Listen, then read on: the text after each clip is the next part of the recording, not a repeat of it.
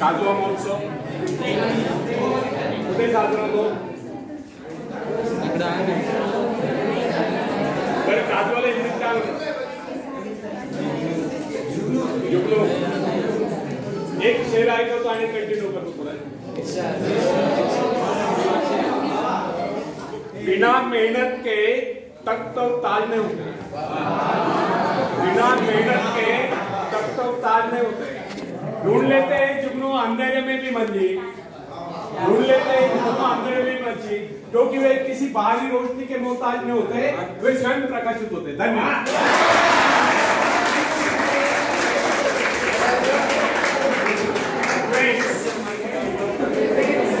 एक व्यक्ति है जिसके शरीर में स्वच्छ रक्त संचार हो रहा है, जिसके चौड़े कंधे हैं, सुंदर मजबूत दो हाथ है, जिसका वजन भी अच्छा है, जो सभी अंगों से युक्त तथा शरीर से चुस्त मस्त है.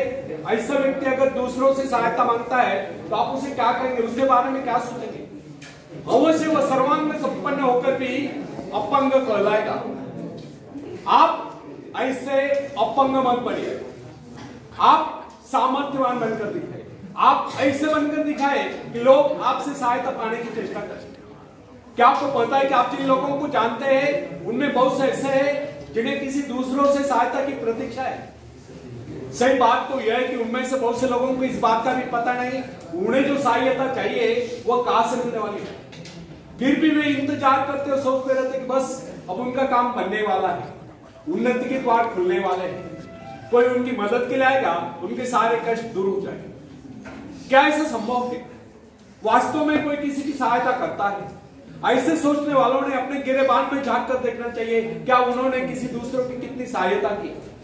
उन्होंने आज तक किसकी कितनी मदद की है?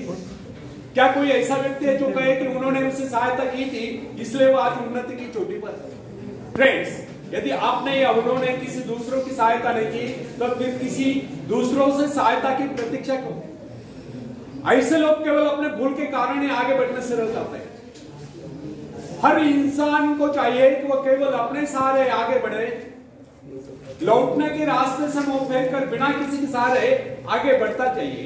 आत्मनिर्भरता से तो मनुष्य की शक्तियां विराट रूप धारण करके प्रकट होती है. आत्मविश्वास इस सफलता की नींव है.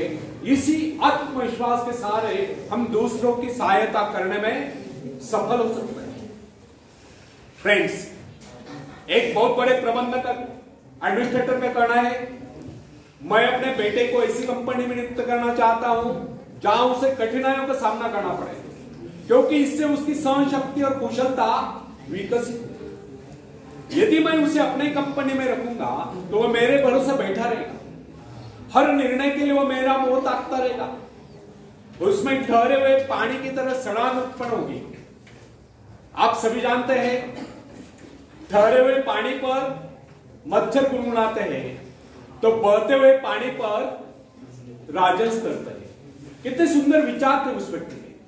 अगर हर माँ बाप अपने पुत्र या पौत्री के लिए इस प्रकार के उच्च विचार रखते हैं तो वे अवश्य उनके भाग्य विधाता बन जाएंगे. जो माँ बाप अपने बेटों या बेटियों को अधिक लाड प्यार से बिगाड़ देते हैं कि बच्चा जब चाहे स्कूल जाए, जब चाहे छुट्टी कर ले, जब चाहे कॉलेज जाए, जब चाहे छुट्टी कर ले, जब चाहे काम पर जाए, जब चाहे छुट्टी कर ले, तो ऐसे बच्चे भविष्य में कुछ नहीं कर पाते. उनका तो भविष्य नष्ट होता है. फ्रेंड्स, अपनी शक्ति पर स्वयं ही भरोसा करना पड़ता है.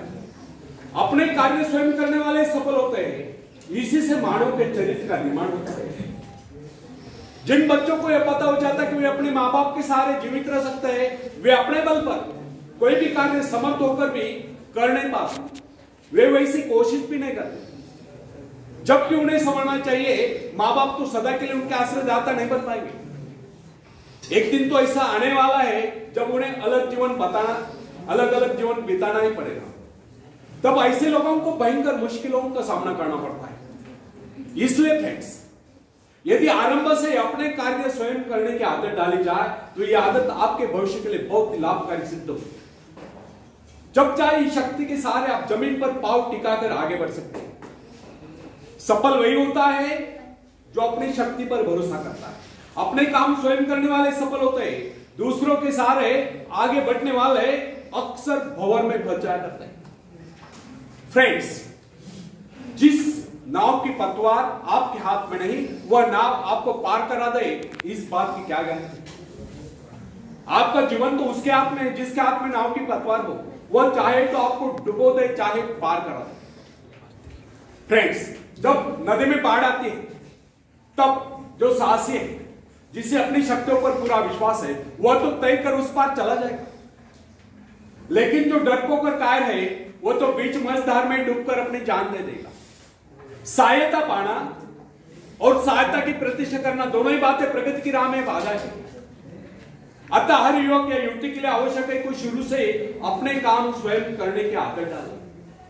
अपने माँ बाप आदि लोगों की शक्ति से विश्वास हटाकर केवल अपनी शक्ति के बल पर आगे बढ़ने की कोशिश करें।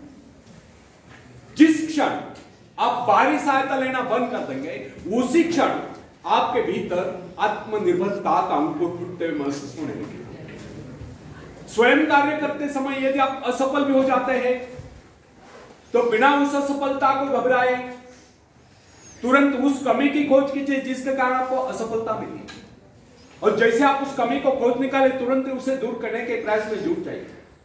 आपका वास्तविक आदर तभी होगा जब आप एक सफल व्यक्ति के रूप में दुनिया के सामने आओ।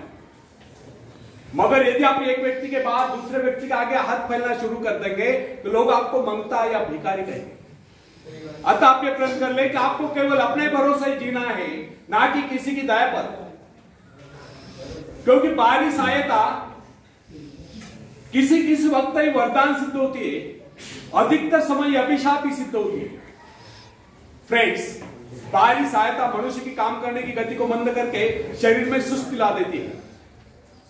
आप ऐसे लोगों से मित्र कीजिए जो आपको जीवन में आगे बढ़ने की प्रेरणा दे। कुछ लोग एक बाजू एक पाव वाले होते हैं, फिर भी वे अपनी लगन और अपनी मेहनत से अपनी जीविका चलाते हैं। फिर तो आप तो हट्टे कट्टे फिर आगे बढ़ने की कोशिश आप क्यों नहीं कर सकते?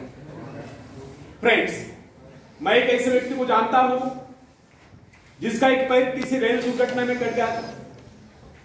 उसने कभी किसी से भिक्षा नहीं मांगी, किसी से दान लेना गवारा नहीं किया, यहां तक कि अपने बहन भाई का भी उसने कभी सहारा नहीं लिया। उसने एक छोटा सा धंधा फुटपाथ पर आरंभ किया। शुरू में न्यूज़पेपर बेचने लगा, 2 पैसे बचाकर उसने वजन तौलने की मशीन खरीदी, उस पर अपना पेट पालने लगा। आज वही व्यक्ति उसी फुटपाथ के किनारे एक बहुमंजिला बिल्डिंग में न्यूज़पेपर स्टॉल लगाकर बैठा है, साथ में जेरॉक्स सेंटर भी खोल रखा है। सुना है आजकल वो मोबाइल शॉपिंग भी चला रहा है। वो स्वाभिमानी, किसी से मदद लेना वो अपना अपमान समझता था। आज वही व्यक्ति उन लोगों को जिनके हाथ पैर सलामत है, ऐसे परिवारजनों को खिलाता पिलाता है, उनके हर प्रकार की सहायता और मदद करता है। तो इसमें किसी को हैरत न हो। आज वो दूसरों की सहायता करने योग्य हो चुका है। वो उन लोगों के लिए प्रेरणा स्थान है जो सर्वांग संपन्न होकर भी दूसरों से सहायता पाने के आशा रखते हैं। फ्रेंड्स, मैं केवल उस विकलांग की बात नहीं करता जिसे मैं जानता हूं। इस संसार में ऐसे बहुत से विकलांग लोग हैं जो अपने हिम्मत से खुद भी खा रहे हैं और अपने परिवार को भी पाल रहे हैं। ऐसे स्वाभिमानी, मेहनती, आत्मविश्वासी और साहसी लोगों को अपनी जीविका चलाते देखकर हमें स्वयं के विषय में सोचना चाहिए कि क्या हम पूर्णतः स्वस्थ हैं, साथ ही सभी अंगों से युक्त तथा शरीर से चुस्त मस्त होकर भी क्या हम अपने आप को समर्थ समझने का अधिकार रखते हैं? यदि हां, तो फिर किसी दूसरों से सहायता की प्रतीक्षा करो। कोई भी स्वस्थ तथा सर्वांग संपन्न व्यक्ति तब तक अपने आप को समर्थ समझने का अधिकार नहीं रख सकता जब तक कोई समझता है वह किसी का अधीन है। वास्तविक स्वतंत्रता एक ऐसा उपाय है जिससे मनुष्य की शक्ति दोगुनी चलती। इस प्रकार की भावना अन्य किसी प्रकार से प्राप्त नहीं होती। जब कोई युवक या युवती अपनी हिम्मत के सहारे किसी व्यापार में उतरता है तो उसके मन में एक श्रेष्ठ भावना अवश्य उत्पन्न होती है। यही भावना उसे प्रसन्नता प्रदान करती है। इससे पहले किसी का अधीन न कर, चाहे वो कितना ही बड़ा कारोबार क्यों न कर चुका हो, परंतु उसे स्वतंत्रता से अपने आत्मविश्वास के सहारे साहस के साथ काम करने में एक नए आनंद का एहसास होता है। धन्यवाद। रास्ते बना बनाने में तेवढे स्वयं बनाना पड़ता है।